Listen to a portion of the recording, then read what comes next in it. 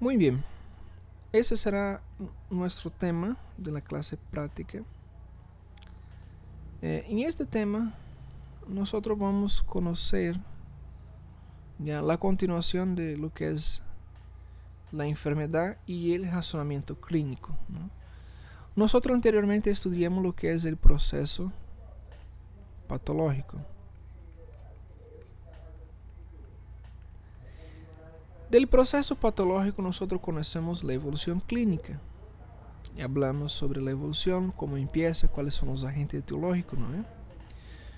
Una cosa que nos ha faltado, pero vamos a poner aquí para hacer referencia a los agentes, ya al tema anterior, acerca de los agentes, es que tenemos agentes de tipo biológico, ¿no?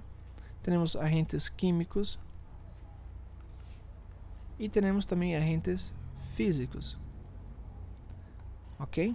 Los biológicos fue lo que nosotros hablamos sobre los agentes, ¿no? Sobre parásitos, sobre hongos, sobre bacterias, sobre virus, ¿no? Esses são fatores biológicos. Claro, há fatores intrínsecos e extrínsecos. Muito bem. Dentre os químicos, não é? Os químicos podem ser vários fatores químicos. Um processo químico, ¿no? Que seja uma gasolina, por exemplo. Por exemplo, a pessoa toma gasolina e isso produz aí uma esofagite química. Yeah? Esofagite química. Yeah? Então, são químicos, não é? Ou pode ser também agentes nucleares, não é? Como o Célcio. Pode causar câncer, não é? Há fatores físicos, não é? Como, por exemplo, a temperatura. A temperatura tem relação com... Pode ser um agente físico, por exemplo. Por exemplo, uma temperatura está abaixo de zero, né? Uma temperatura baixa. Pode ser um agente causal, um agente etiológico, claro. Por exemplo, o frio. O frio pode provocar gangrena. Como vai produzir a gangrena? Por exemplo, um dedo. Temos um dedo, certo? E este dedo simplesmente está frio, está sendo frio. E este dedo vai ter uma diminuição de la circulação, vai ter uma diminuição de aporte de oxígeno por el frio, porque el frio hace com que o corpo haga que se tiene mecanismo de compensaciones, ¿no? Mecanismo que va a provocar, por ejemplo, la protección de los órganos vitales. Entonces, por hacer la protección de los órganos vitales, significa que un dedo no es importante. Entonces, ¿qué va a proteger? Va a proteger el pulmón, va a proteger lo que es el corazón, va a proteger lo que es el cerebro, ¿cierto? Entonces, simplesmente va a tener una protección de los órganos vitales. Y un dedo es secundario, ¿no? Es mejor que yo proteja el corazón, que mantenga aquecido el corazón, que mantenga aquecido mi intestino. Entonces, que va a producir una disminución del aporte de oxígeno. Por disminuir el aporte de oxígeno, significa que va a tener disminuido el oxígeno, va a tener una isquemia, ¿cierto? Y por tener una isquemia, consecuentemente va a provocar una gangrena. O sea, empezará a apodrecer, ¿no? Va a quedar podrido el dedo. Empieza lo que es la gangrena gaseosa, ¿cierto? Entonces, ese es un agente etiológico del tipo físico, ¿cierto? Puede tener también lo que es el aumento, ¿no? De la temperatura. Claro, sería el opuesto, ¿no? De eso. Puede provocar, por ejemplo, deshidratación. Una deshidratación puede provocar con que tenga una disminución de la motilidad, lo que es la motilidad del intestino. Cuando hay una disminución de la cantidad de agua del intestino, ¿qué sucede? sucede que pode apresentar vólvulos. ¿Ya? ¿Qué son los vólvulos? Los vólvulos es una concentración de heces. Las heces están más concentradas por una disminución de agua, por una disminución de la motilidad intestinal, devido a un aumento de temperatura, ¿cierto? Y ahí va a tener una constipación, que sería una formación de vólvulo, ¿cierto? Una formación de un fecaloma. Entonces, todo eso devido a un aumento de temperatura. La persona estaba en el desierto, simplesmente empieza a tener una sudoración profusa, empieza a tener disminución de la motilidad intestinal, tener menos evacuaciones, empieza a tener la formación de abundantes cantidades de material fecal, no tiene agua para poder tener una heces más pastosa, ¿no? La heces tiene característica pastosa, o sea, como una pasta. Y eso se pone duro, ¿no? Porque no tiene agua y simplemente forma un fecaloma y el fecaloma forma un vólvulo y ahí tenemos un problema. No hay como poder, dependiendo de la situación, no hay como reverter el vólvulo y simplemente es una cirugía simplemente por una mierda. ¿Por qué? Porque se ha incrementado el aumento de la temperatura. ¿Ok? Ahora vamos a ingresar dentro, hecho estas rectificaciones, ¿no? Hecho esta rectificación del tema anterior. Seguimos con la enfermedad y el razonamiento clínico, ¿ya? Es casi lo mismo del proceso patológico, pero ahora vamos a entrar dentro del razonamiento clínico. ¿Cómo nosotros vamos a razonar para llegar a un diagnóstico? Ya, la enfermedad usted sabe que es el padecimiento agudo crónico de una persona, ¿ya? Y eso va a producir una disfunción de uno o más sistemas. Cuando hay problema en un sistema, eso va a afectar a los demás sistemas, ¿cierto? Entonces, corroborativo, ¿no? Un sistema afecta a otro sistema. Su etiología, ¿no? Su etiología son las causas de la enfermedad. Pueden ser biológicas, ¿no? Ahí tenemos por virus, bacterias, hongos. Por fuerzas físicas, puede ser traumatismo, quemadura, radiación. Por sustancias químicas, ¿no? Venenos, alcohol. O herencia genética, ¿no? Puede ser herencia genética. Exceso o déficit nutricionales. Los excesos, ¿ya? También son perjudiciales y los déficits también. Y la mayoría de las enfermedades son multifactoriales, ¿no? Son una enfermedad, no es solamente una cosa que causa, no es solamente un factor que va a causar la enfermedad, ¿no? Como nosotros vimos de los agentes etiológicos, existen un montón de factores para que contribuyen para el desarrollo de la enfermedad. La patogénesis es nada más, nada menos que la secuencia de los acontecimientos. ¿Ya? Acontecimientos, ahí tienen un T. Ya de los acontecimientos celulares y tisulares. Y eso va a causar la exposición, ¿no? de la enfermedad y todo más. Entonces, la patogénesis, cuando se pregunta qué es la patogénesis, sería la secuencia de los acontecimientos tisulares que acontece desde el contacto inicial con el agente etiológico hasta la expresión de la enfermedad, hasta la fase aguda de la enfermedad, ¿cierto? Hasta la fase aguda de la enfermedad.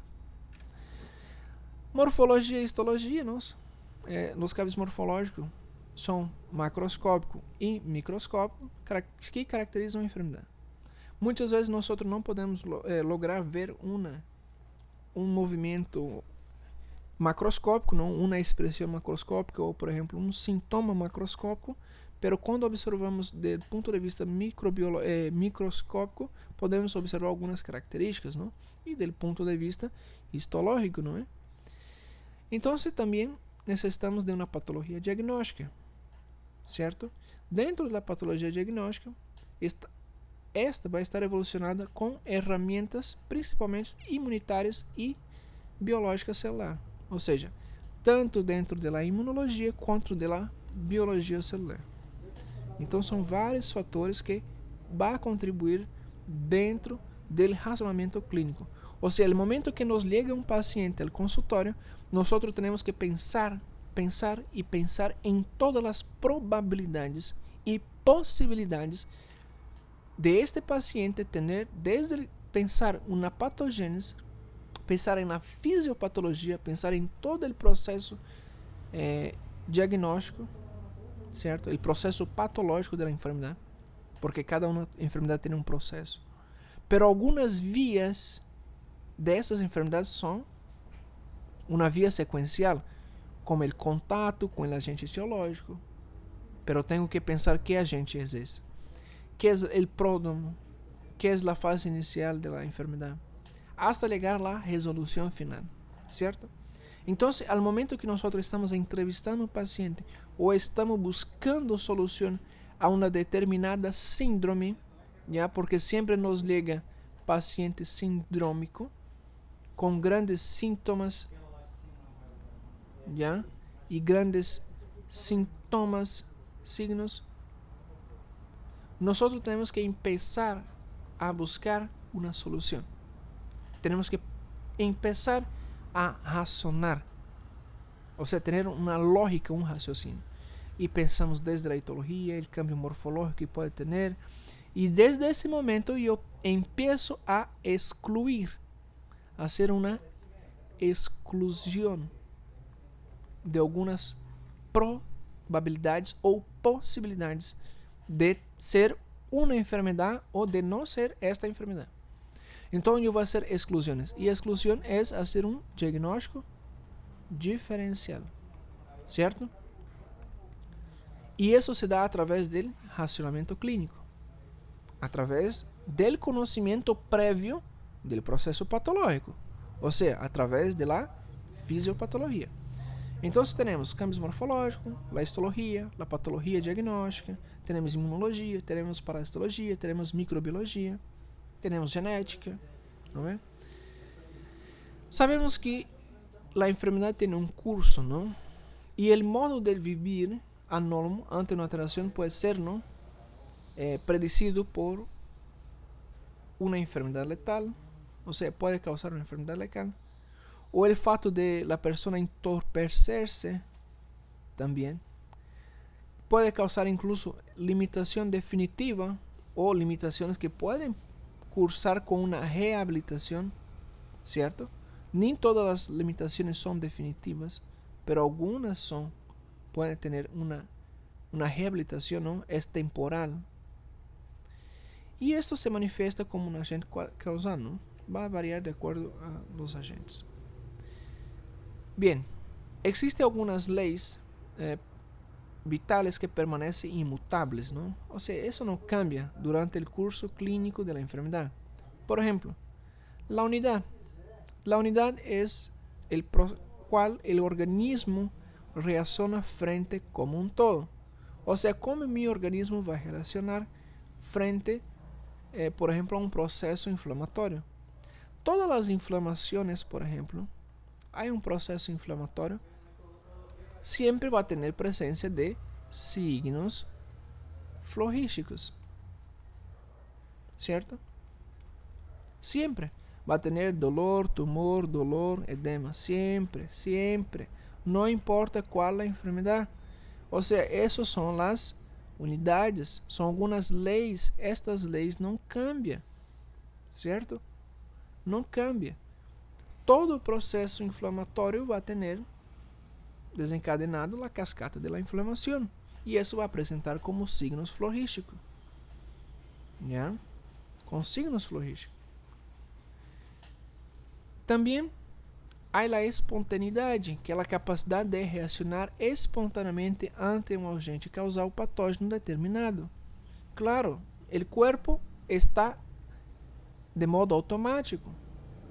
Ou seja, quando há presença de uma bactéria, automaticamente ele começa a promover a manifestação de las células linfocitárias para expulsar ou determinar que se termine o processo inflamatório, certo? Isso é a espontaneidade. E também, outra lei seria a finalidade biológica, não? Qual seria a ideia de enfermar-se, não? Qual seria a ideia de agarrar uma enfermidade? ¿Ya? E esta é a finalidade biológica, está em el ciclo de la vida, não? La lei de la vida. Qual seria o ciclo de la vida? Biologia, não? O ciclo de la vida seria nascer, certo? Crescer, reproduzir e, por fim, morrer. Certo? Então, esse é o ciclo da vida. Então, essa seria a finalidade biológica. E esta não é conservar a vida, senão perpetuar a espécie. Certo? Não tem a ideia de conservar a vida, senão de perpetuar a espécie. E isso se dá através da reprodução. Através das células gonadales, não é? Então, a ideia é a reprodução. E não conservar a vida. Imagina se nós estuviéramos conservando a vida, não? Tinha pessoas com alguns anos de vida. A patocronia seria dividida em fases, não? Existe a fase do começo, que está em el período de latência, não? E el período que transcorre desde que o agente causal patógeno atua hasta a enfermidade que se exteriosa, ou seja, hasta que a enfermidade empieza a apresentar-se, já com os pródromos ou síndromes prodômicos, é o mesmo. Se eu digo pródromos ou síndromes prodômicos, é o mesmo, não? Seria esse espaço entre o contato do agente causal hasta a enfermidade exteriorizar-se, ou seja, hasta a enfermidade salir e causar manifestações clínicas em el corpo. A fase clínica. O que seria a fase clínica? A fase clínica seria a fase que nós conseguimos identificar estes sintomas. E existe uma fase, não, segundo sua evolução, pode ser de tipo contínua, ou seja, sem interrupção de los sintomas. Existe a fase fluctuante, com remissão de los sintomas. Por exemplo, um exemplo de fase fluctuante. A malária, outra vez. A malária tem presença de alças térmicas, não? Presença de temperaturas, a cada 48 horas, por exemplo. Certo? Esse é flutuante. A cada 48 horas há um pico de temperatura, há um pico, uma alça febril. Pero é flutuante. Va e vuelve, va e vuelve. Ou seja, vai e volta, vai e volta. Existem as intermitentes, não é? Ou seja, com aparição e desaparição periódicas. A intermitente seria, por exemplo, uma colecistitis aguda, por exemplo. Uma colecistite aguda, que seria a presença de cálculos biliares na vesícula biliar.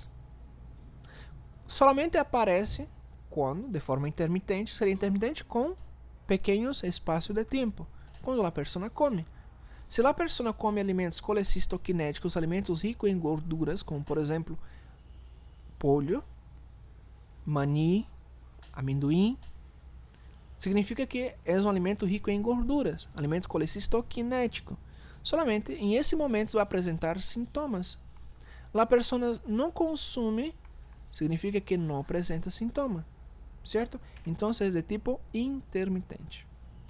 E de forma recorrente, não? Com aparição e desaparição sem um período constante. Por exemplo, o que é a enxaqueca.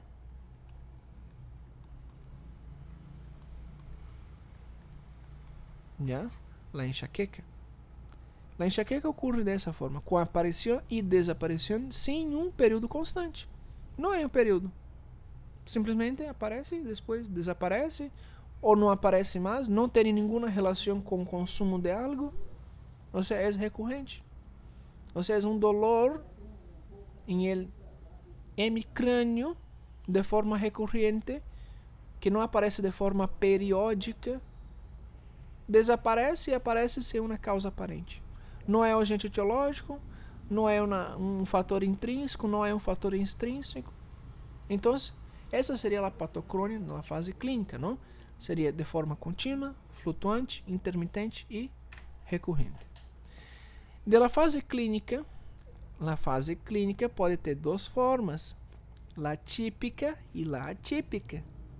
É por isso que eu dizia a vocês, em medicina 1 mais 1 não é 2. ¿Por quê? Porque vocês podem ligar, por exemplo, um paciente, vamos poner um exemplo, um paciente com dengue. E a que é característico de um paciente com dengue? É característico do paciente com dengue ligar com alças térmicas e a temperatura elevada. É recorrente o paciente ligar com dolor articular, ligar com artralgia. Já liga com artralgia. É recorrente também o paciente com dengue ligar com dolor, já, dolor retroocular. É típico.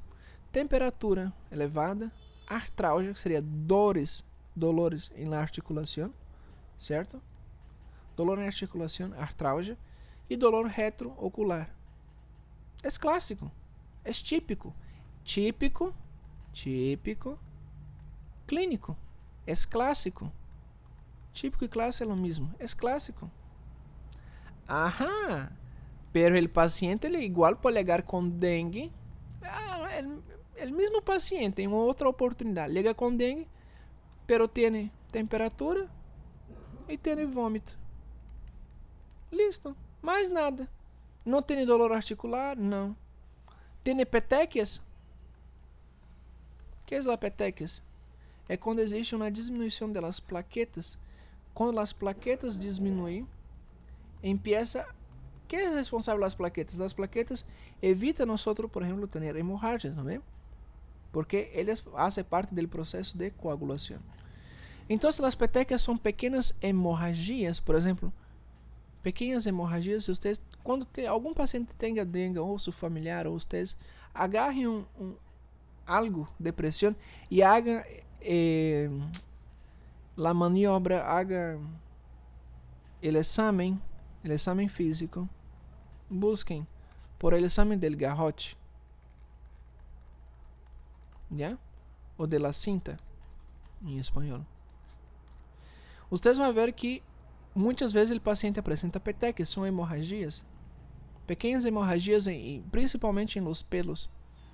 ¿Ya? Vocês vão ver um folículo piloso quando vocês fazem pressão. Depois de 5 minutos, claro, há uma forma de hacer, busquem como fazem o exame de garrote. Ya seguramente o doutor de semiologia le vai perguntar isso. Então, há pequenas petequias. Ou seja, nada que ver, vômito, temperatura e petequias. Pero não tem dolor articular e não tem dolor retroocular. Ou seja, isso seria já atípico. Ou seja, existe a forma clínica típica, clássica, e existe a forma atípica, não clássica. Ou seja, nada que ver. Eu nunca vou pensar que um paciente que tenha vômito pode ser um paciente com dengue. Não é? Ou seja, as fases da patocronia dentro da fase clínica podem ser típicas ou atípicas. ¿Ya? Apresentar sintomas de outra enfermidade. Ou seja, neste momento é que o médico se queda louco. É neste momento que o paciente pode dizer: esse médico não sabe de nada, que não sei o que.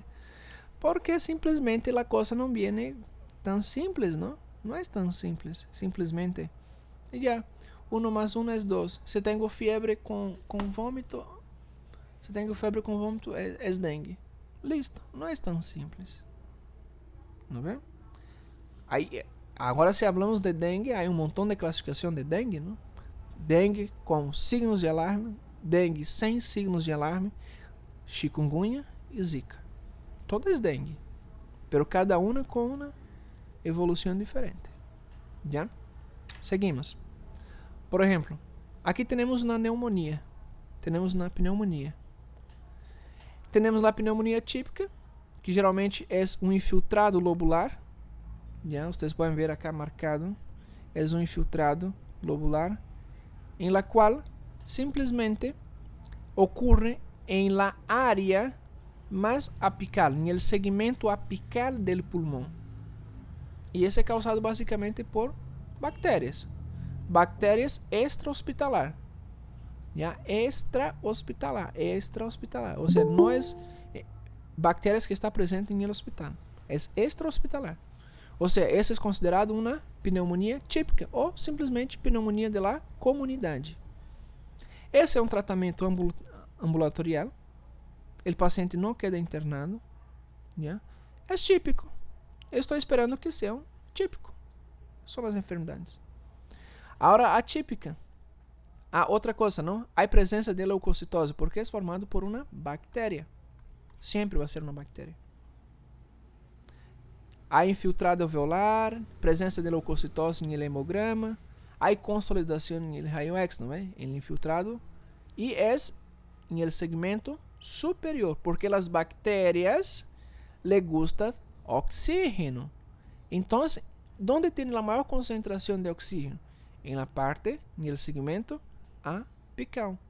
Então, é uma pneumonia típica bacteriana, uma pneumonia da comunidade, uma pneumonia extra-hospitalária, com infiltrados alveolares, normal, com presença de leucocitose em hemograma, normal, porque há um processo inflamatório, há um processo leucocitário, ou seja, os leucocitos estão aí para redimir o que é o processo bacteriano.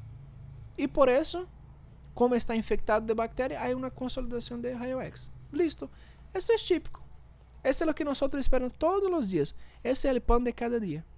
Pero me llega um puto paciente, ¿no ve? Tenho que saber a história do paciente. É um paciente que trabalha no hospital, é um enfermeiro. É um paciente, já trabalha no hospital. As bactérias são outras. São outras. Outras bactérias. Outros vírus. Solicitam um raio-X. Não há condensação, não há infiltrados de raio-X, não há nada. Não há leucocitos, ou seja, o oposto, é atípica, nada que ver. Não é? E quando observamos, ele raio-X simplesmente está localizado na parte, no segmento basal. E há uma presença de um infiltrado. Perdão. Há a presença de uma pleurites e não infiltrado. Há presença de pleurites, inflamação da pleura. Nada que ver. Nada. E as bactérias já são anaeróbicas. Porque em el segmento mais basal de los pulmones tem menor concentração de oxígeno. Então são anaeróbicas. Diferente de las típicas, que são aeróbicas. Então, é duas formas clínicas, típicas e atípicas. Vocês vão dizer, doutor, nós temos acá uma pneumonia típica. Se tem uma pneumonia típica, então é um paciente, seguramente, que ha tenido contato com o ambiente hospitalar, que é um paciente que anteriormente pode estar tenido sido internado em la UTI, não é? Em la UTI, estava entubado. Então, já vou pensar em estas possibilidades. Ou seja, na história clínica do paciente. ¿Ya? Dentro da patocrônica igual. ¿Ya? Pode ter complicações, não? Complicações básicas hasta chegar a metástase, ¿no? Que é a aparição de um novo foco morboso da mesma natureza que o primitivo, pero distante do tecido afetado. Ou seja, isso basicamente estamos falando de la disseminación de la enfermedad, de la disseminación de las complicaciones. Eso es metástase, ¿ya? Entonces, por ejemplo, un paciente tiene, por ejemplo, cáncer en el hígado, pero en unos meses el paciente ha desenvolvido una metástase. ¿Qué sería eso? Ese cáncer se ha espalhado, se ha caminado por el intestino y está ahora en el reto, por ejemplo. Ahora el paciente ya tiene no solamente un cáncer de hígado, pero tiene un cáncer de reto. ¿No ven? Es una probabilidad. La fase de determinación, ¿no? La fase de determinación puede ser favorable, la declinación clínica, ¿no? Con una convalescencia, una recuperación, y simplemente la curación completa. Claro, eso va a variar de acuerdo a cada enfermedad, ¿ya? Entonces, eso tiene ligación con con el pronóstico, ¿ya? Pronóstico favorable, no favorable o reservado, ¿ya? Y los desfavorables sería un síndrome agónico, ¿no es? Una muerte, una metagonia, donde todas las células mueren. El diagnóstico consiste, ¿no?, en determinar la enfermedad através de signos e sintomas, não? Já sabemos quais são a definição de signos e sintomas. Sintomas são os transtornos subjetivos, não? E os signos são os transtornos objetivos observados por ele enfermo. O diagnóstico pode ser direto, claro, objetivo, definitivo. Pode ser um diagnóstico diferencial, não? O sea, eu penso, por exemplo, que é dengue, pero llego a la conclusión que durante la investigación no es dengue. El paciente, por ejemplo, tem as mesmas características. Tem fiebre, dolor articulares, tem dolor retroocular. É típico, clássico. Ya, pero el paciente me dá a informação de que há um tempo se ha viajado a la zona amazônica, na floresta amazônica, e eu sei que nesse transcurso tem a presença, muita incidência de casos de malaria. Então, agora estou observando durante a internação clínica do paciente que o paciente apresenta febres a cada 48 horas. E isso é um diagnóstico diferencial. Ou seja, anteriormente eu pensava que era dengue, mas agora eu digo que é malária.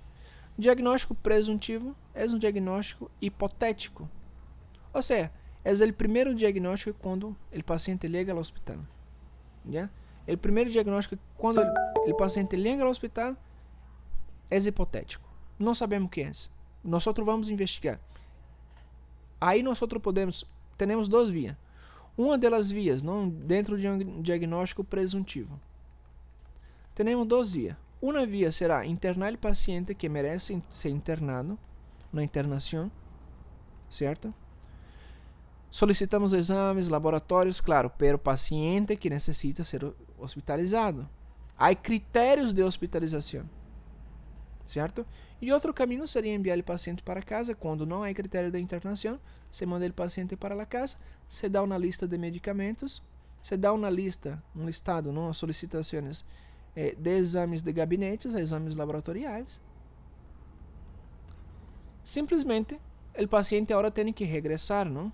A uma consulta externa, tem que regressar na posto de saúde, ver outra vez o médico, não? E a diferença é que na internação o paciente já vai estar com critérios de internação. Há critérios de internação. E hasta chegar um diagnóstico definitivo, já? Para chegar um diagnóstico definitivo, isso tarda, pode tardar bastante tempo, já? Para chegar a um diagnóstico definitivo. E o racionamento clínico, não? O racionamento clínico se dá através do processo cognitivo que permite ao médico elaborar um diagnóstico, tomar decisões. Ele vai pensar o que é causado, qual é a etiologia, o que vou solicitar, não é? Esse é o racionamento clínico.